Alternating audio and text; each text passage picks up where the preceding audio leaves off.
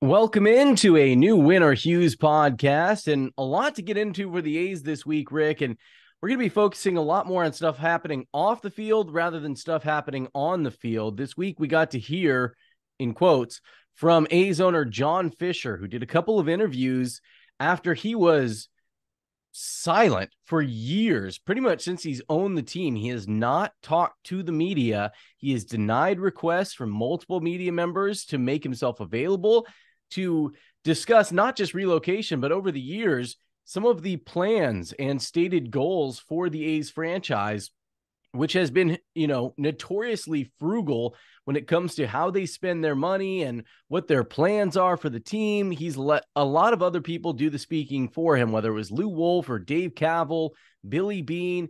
He has not done any talking. And then suddenly, out of nowhere, he's done a series of interviews. So we want to talk a little bit about what he has said, what it means, and why he's talking now, why the timing is important.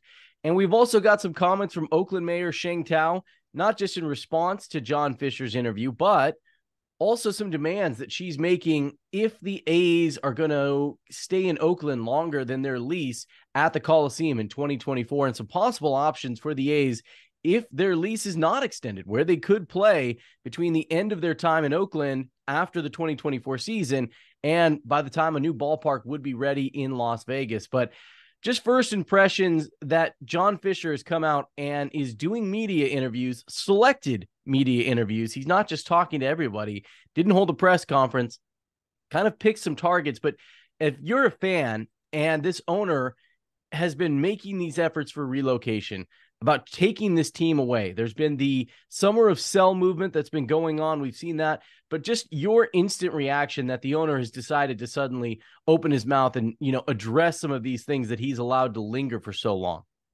I mean, I guess it's a change because, I think it's usually a good situation when you don't know much about the owner, right? You're a fan of the team. You're trying to go out and watch team and yeah, the owner plays a role, and every now and then you get a really nice situation where you have an owner that really cares and wants to invest and really embraces the culture and the fan base, and they try and win the championship and deliver for the fans, and it appears to be a very harmonious relationship.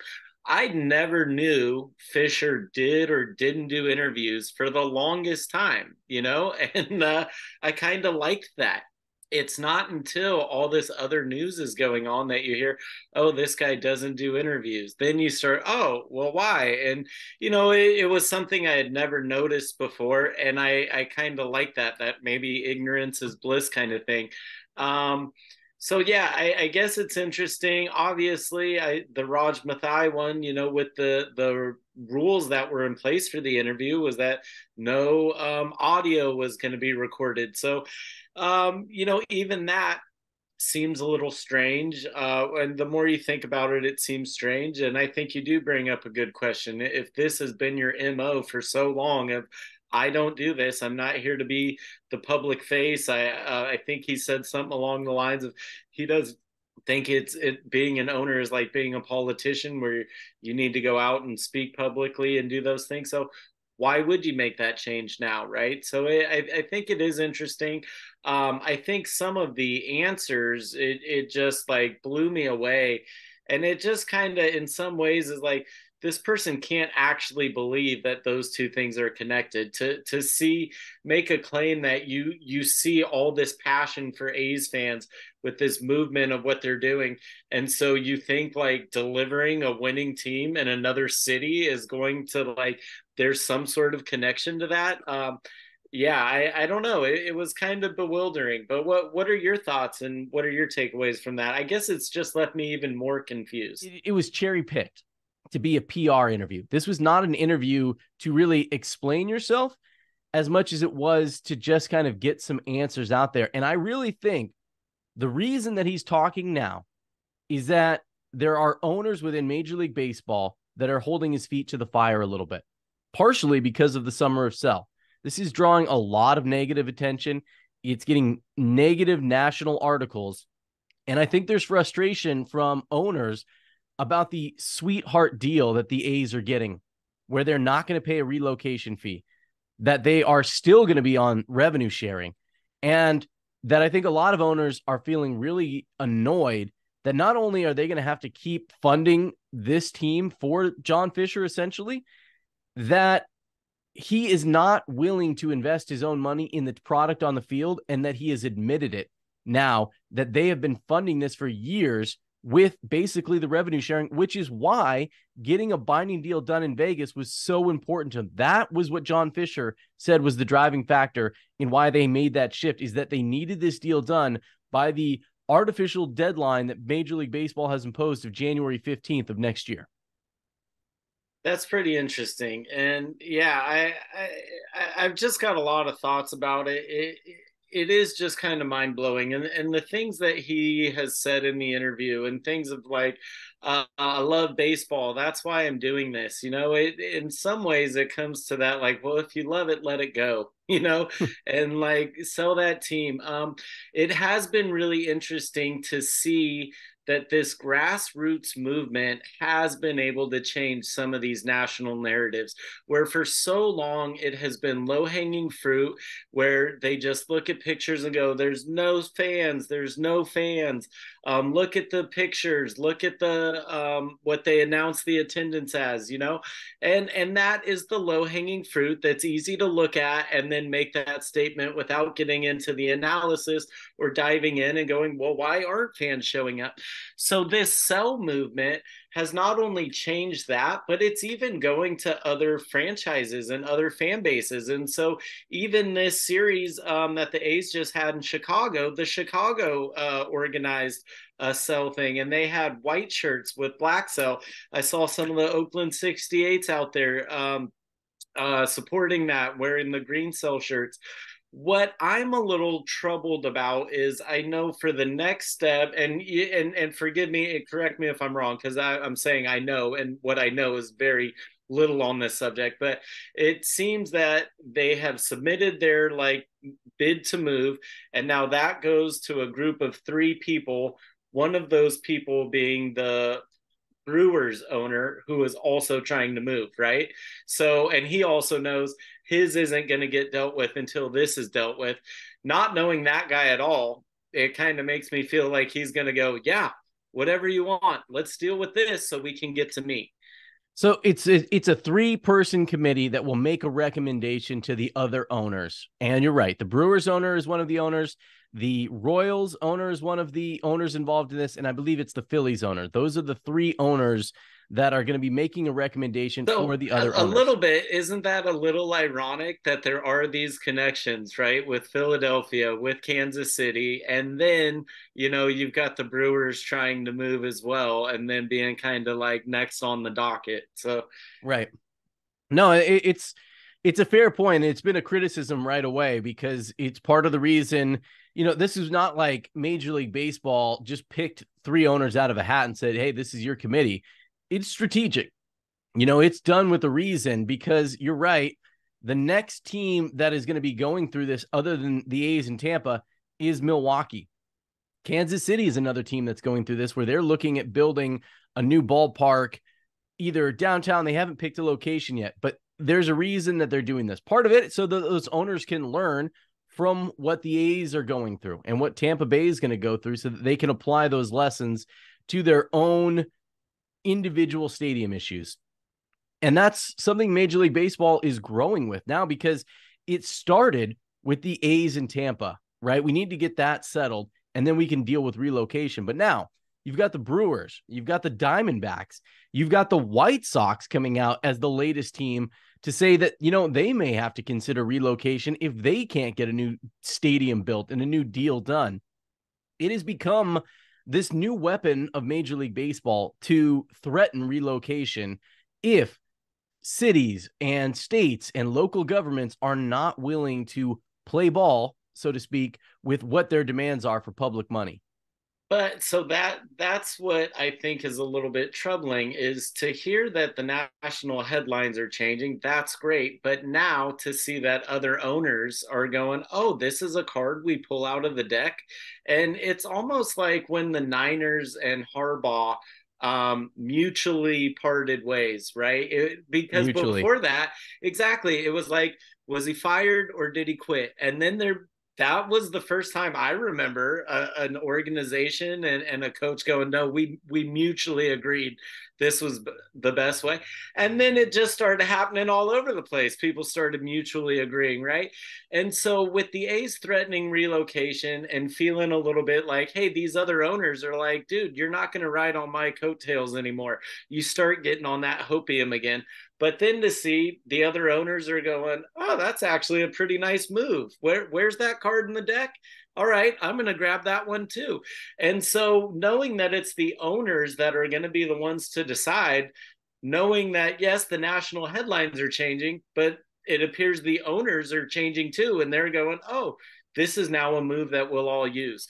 So I don't know how you're going to then go, no, you can't do that move, but I'm going to do it. Right. So Well, it's but a little I think, troubling. yeah, I think part of the issue comes down to Major League Baseball's not wanting the public to see how the sausage is made, and that they feel that the A's process is drawing a lot of attention to how the sausage gets made, which nobody wants to know. I mean, the Brewer situation, getting into sausage, is an interesting one. I think it's the model that should concern local governments. The Brewers have a ballpark that is about 20 years old, I believe. And it's just coming up on the point where the Brewers would have to start paying the taxes back from the bond that they were given to help fund that stadium. But under the deal they have, it is actually Milwaukee that will be responsible for paying for improvements that are needed. You know, anything that's wrong with the ballpark, they've got to put more money into that, which means that just as they're coming to the point where the Brewers would start paying back the taxes that they were essentially given to build that, now they're saying, hey, now we need another 300 million, 400 million to make these improvements to make the ballpark sustainable. So it's going to be more money. And then I guess what? Say that that's going to be another 20 years that money is going to get you for those improvements. Then it's going to happen again and again. So essentially, it's going to be the public always funding this stadium. And the timeline's just going to shorten, right? I think a big thing that we have seen in our lifetime, and we now know, is that technology moves at an exponential rate, right? And it just, like, new technology helps develop new technology, and so the growth is just through the roof. When the Niners got Levi Stadium, that was one of, like, the big things, right? Like how tech involved this stadium is, and all these different aspects of things like that. Well, now with tech moving at that rate and tech being integrated into stadiums, yeah, your stadium is going to be obsolete in 5 years, in 10 years. A 20-year-old stadium, it blows my mind to hear like that somebody would go, we need a new stadium. Like the Giants stadium, that's more or less 20 years, right? And maybe More, even a but little yeah. older than that. But yeah, to think if they were to go now, like, oh, we need a new stadium, it'd be like, you just got one, right? Right. So it is But mind the blowing. Giants ballpark was privately financed, right? Like they own that. Like that's a different deal. And that's part of what made it so appealing for the city of San Francisco. I mean, to a degree, this is more of what the A's had originally proposed in Howard Terminal, is that, hey, we're going to privately build this ballpark in this community. We want some money to do the infrastructure around it. And that's what the city did in San Francisco, is they helped build the Muni tracks and they helped build that facility around the ballpark so that you could get there. And then the team owns the ballpark. So it is a different situation because in Milwaukee, I believe it's the city and the county that put up the money and the bond to finance this new ballpark. And, you know, they viewed that at a different time that was going to be an investment for their community, that they would have this, which not only draws a baseball team, which gives you civic pride and, you know, helps give some identity, but also allows you to attract other events that you would not otherwise be able to have. Like if you want to have the Taylor Swift Eras concert, you've got to have a venue big enough that can have Taylor Swift or Beyonce come to your town. And, you know, that's part of the reason that Allegiant Stadium made sense for Las Vegas. They did not have a venue that could have a 60, 70,000 seat event at that time. They do have that now. And So that's why it was an investment that was worthy for an entertainment destination for a place like Las Vegas, unlike what the A's are talking about with this 30, maybe 34,000 seat ballpark. I gotta tell you, like all the ballpark talk kind of just I don't know. I kind of get Spiraling bored down, you're with it. spiraling down. I just get bored of it quick, you know. Like I'm there to watch a sport, you know, and you know the bottom line. You look at those old ballparks. It's about your field, and you just have seats to watch it. Going back to the World Baseball Classic, watching those fans in Japan that are like as dialed in as and like almost like they're at a golf tournament, just silent, watching after every pitch, a little round of applause. You know, they're so focused on what's actually happening in the game. So I'm going to switch this around a little bit. Let's go back to the Oakland mayor talking about something, and you know more about this than I do, but it was something about the name the A's have to stay and wanting to get a new franchise. Just talk about that a little bit. And then what do you think you would do as a baseball fan? Do you think you would be committed to a new franchise if a new franchise was to come, or do you think you'd still be a little bit upset at Major League Baseball?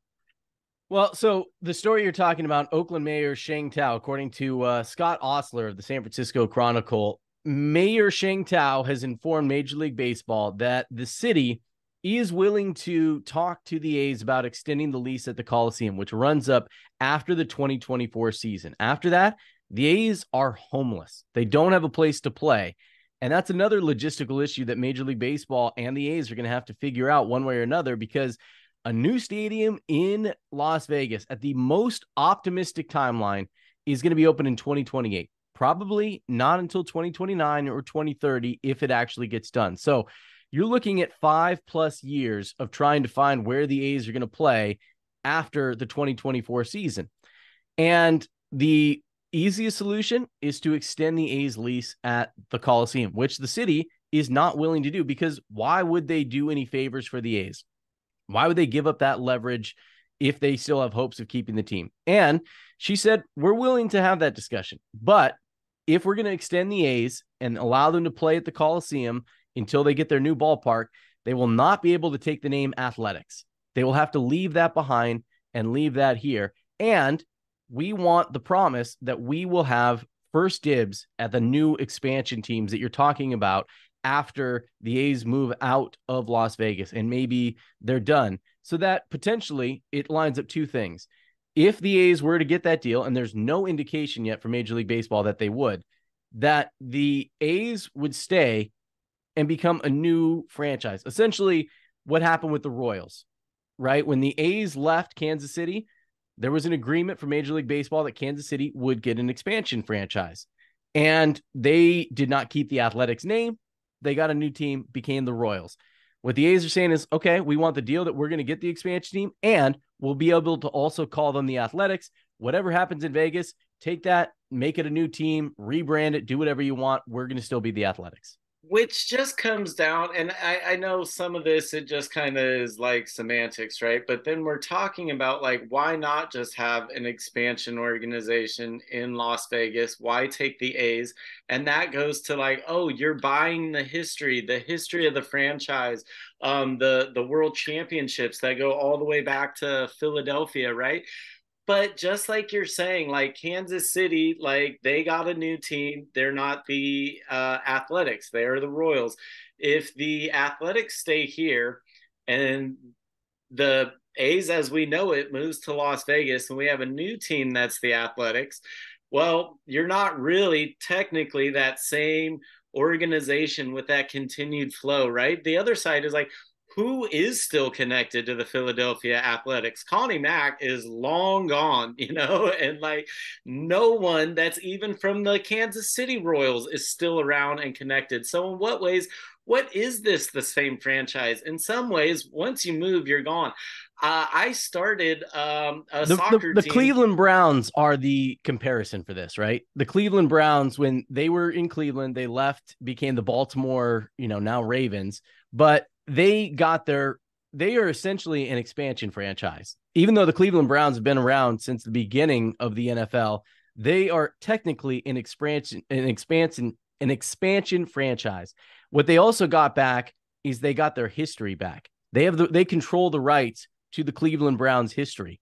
And that's part of what the A's are Oakland Mayor is looking to keep and protect, is that if there is an expansion franchise, what happened here in Oakland with the Athletics, that history that's existed since the early 60s would be protected as far as what that franchise would be able to use for marketing and putting all that out there, that they would control that and not have to license it from another organization in the A's. Okay. All right. That's where I'm getting it, is the licensing and this and that. In some ways, it just comes to my mind. Like it's the same as like the records in baseball, and it was a comedian that I saw that kind of pointed it out. And it was like, are they really records when they were done before Black people were even allowed to play? Like, it's hard to kind of hold those up on a holy grail. And so it's kind of the same thing to, if like that organization is gone and you're like, no, but we have all these records that date back to Philadelphia, and you're like, what is the connection? So but just think about it. You hear it all the time, like even with what Zach Geloff has done recently, right? We talk about this. No player has done that in athletics franchise history. What if that was not the case anymore? If you just had a clean slate and you were talking about what Zach Geloff has done, it wouldn't be in athletics franchise history, because that would be Vegas's franchise history now. And that would be part of what the record keeping is, when you're trying to just kind of keep historic context together for what all of this will be. It's a little separate, but Landon Donovan has a soccer team in San Diego, and the news has come out that the team's going to fold, and this is going to be their last season. And they made it for 4 years. And I got a group of buddies. We started a soccer team, essentially a beer league team. And that's kind of all it was. But it kind of seemed like one of my buddies, a guy from England, really took it as like a point of pride that we were starting a team.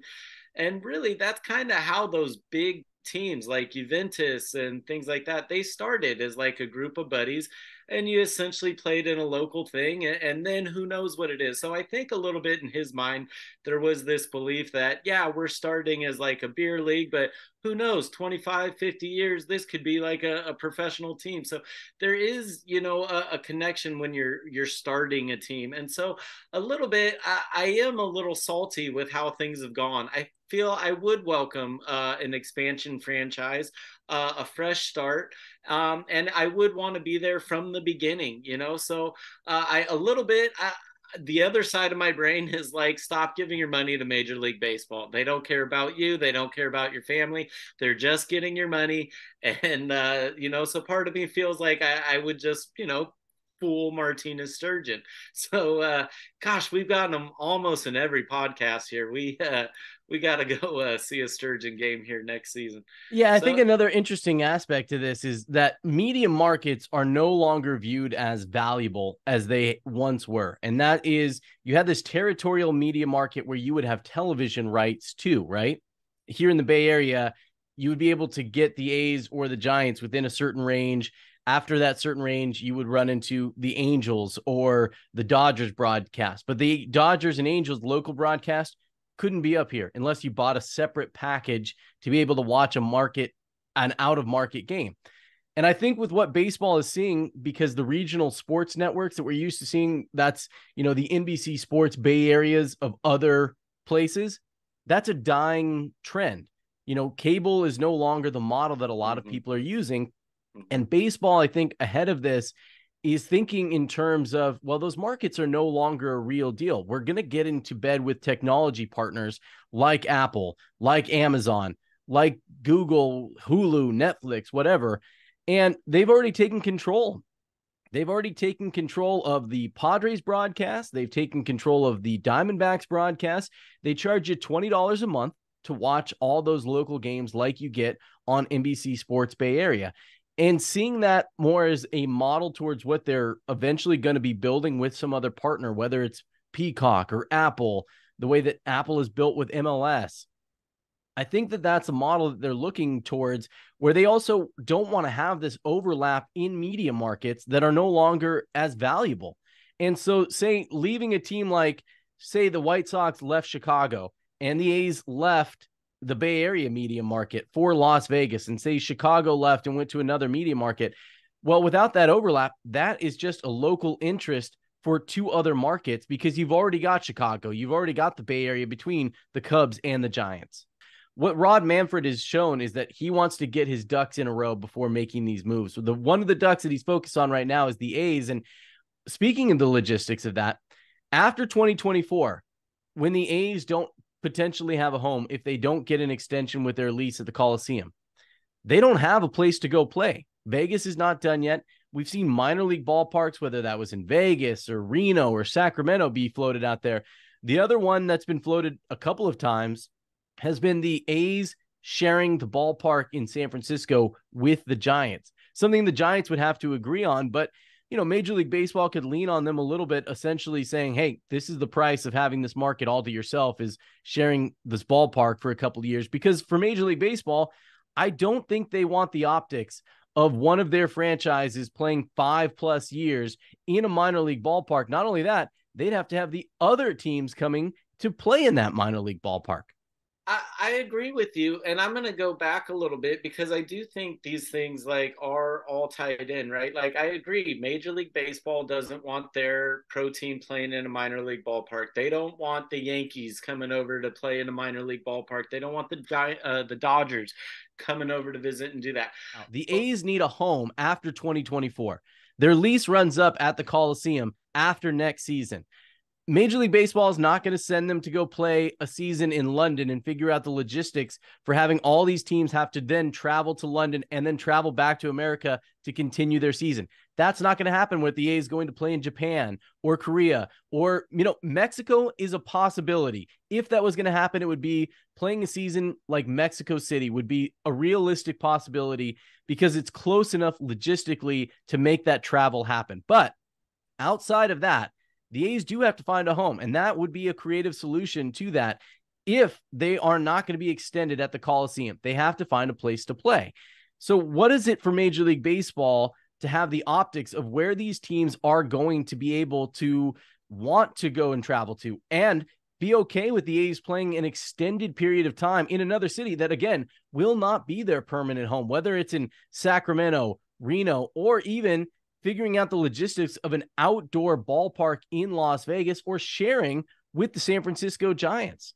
Or maybe what you just said, go play in Mexico City for a year. And then you still have to find a place that you can market, but you still have to find a place that's going to let you play 81 games. Estadio Aztec is not going to just give that up. There isn't like a ballpark that exists right now that they can just easily, ease their way into for a 5-year span. Even the minor league ballparks, they would have to make adjustments to because they would be much smaller than what the A's have traditionally played in, and they have to share those proceeds with the other teams. They also have to make sure the facilities are up to major league standards for those other teams to come and play in. There's a lot logistically for the A's to figure out, and here is that perfect storm scenario. If the organization that wants to put the A's public funding in Las Vegas on the ballot succeeds in doing so, potentially you could have that measure voted on next year, say November, right? Say that gets voted on and it gets voted down in Vegas. So now the A's don't have that public money available in Las Vegas, further pushing their timeline out. Now they don't have a lease in Oakland. Now they don't have the public money in Vegas.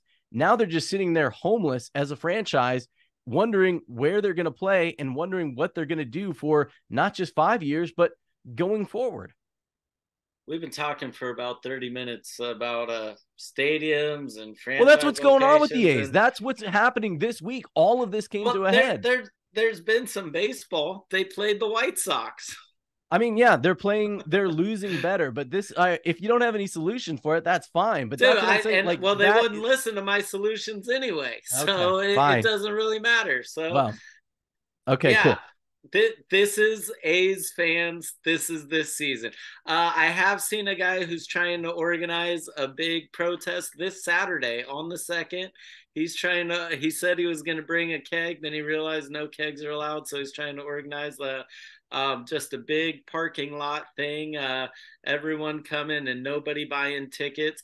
That is the other side about the reverse boycott. It is great to do that, but then you're still selling and giving money to them. It would be great to get that kind of attendance and awareness and go, everyone show up, but nobody go in. or now that we've gotten that attention, do a real boycott where literally there's no fans except maybe a couple away fans, right? Like we're getting more and more national attention. Now it's time to start utilizing it. Yeah. Well, and to your point that there is baseball in the field, some good things that are happening. Mason Miller made his first rehab assignment. He was throwing over 100 miles an hour again. He's been the A's top pitching prospect this season. We got a small glimpse of him. He came up, and we've heard David Forrest talk about one of the difficulties with these rebuilds is lining up when those young position players and the young pitchers are together on that same kind of timeline. And right now we're seeing a lot of the new Oakland lineups, those young guys, whether it's Lawrence Butler, Zach Geloff, a little glimpse of Tyler Soderstrom, and, seeing guys like Jordan Diaz and Nick Allen with Ryan Noda and Esteury Ruiz. But now you're waiting to see where the pitching comes in, when Mason Miller's ready, when Luis Medina is ready, when Ken Waldichuk is ready, and how those two timelines can line up for the A's to be really good. And, the comp that everyone likes to look at is the big three that the A's had in the early 2000s, lining up with Jason Giambi and Miguel Tejada and Eric Chavez. Like, that's how hard it is that we're 20 years removed from that. And you think about the times that the A's have been able to line that up. You only get those small windows when those two timelines of the hitters and the pitchers line up together. And they've been able to do it again, with Jared Parker and those 2012, 13 teams and 14. So they've been able to do that. And it is understandable. Jared Parker is a good comp, though, how fragile it is, because he was really, really good when he was healthy absolutely. for a year. But to your point, having these people come up where maybe in free agency, you would be able to go and add some of those pieces if they're just not gelling right at that exact moment where maybe we need 3 months of AAA ball going, and then you can come up and you're going to dominate. If we already know people don't want to come play in Oakland at the Coliseum, where are they going to want to come when you're not even playing at a major league ballpark? So I think that goes to your point there. It's going to be crazy what happens. We still don't know what's going to happen. I think we're all still holding out until the shovels are in the ground, where the A's are like, well, we've hired the guys that are going to put the shovels in the ground. And a lot of us are still, well, those shovels aren't in the ground yet, so we're still holding on. So I don't know. It is just so frustrating to keep talking about this stadium. You're right. This is what the news is. This is not why I watch baseball, to talk about the building where the baseball is played, right? It's just so frustrating. So just another sign of how this season has been, when we finally have gotten to see a little bit of a shining light of these young players, this new Oakland coming up and getting you excited, and now going, well, this new Oakland, well, where are they going to be? And does it even matter? Because maybe they go and then there's going to be a new Oakland. So who knows? Yeah, no, it's going to be the new Reno, the new Sacramento, and like we didn't say the new San Francisco while the Oakland A's are playing in the Giants ballpark. I mean, that's what you're potentially looking at for that new Oakland team after 2024. This has been the Or Hughes Podcast. New episodes debut every Monday. You can find us on social media at Or Hughes. You can also find me on social media at Vegas Joe Hughes, and we'll talk again next week.